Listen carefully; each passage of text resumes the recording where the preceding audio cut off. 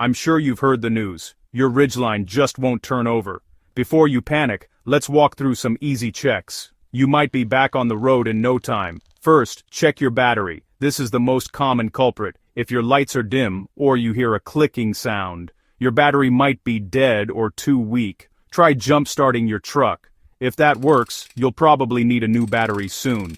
Next, make sure you have enough gas. It happens to the best of us.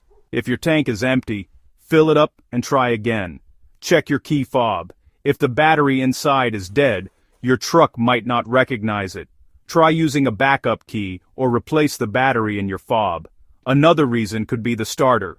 If you hear a single click, but the engine doesn't turn over, your starter could be the problem. Also, check your gear shift. The Ridgeline won't start unless it's in park or neutral. Jiggle the shifter and try again. Finally, listen for any warning lights on the dashboard. If you see a key symbol or other warnings, there may be a bigger issue. Check your owner's manual or call a mechanic. If none of these tips get you going, it might be time for professional help. Stay safe, and good luck.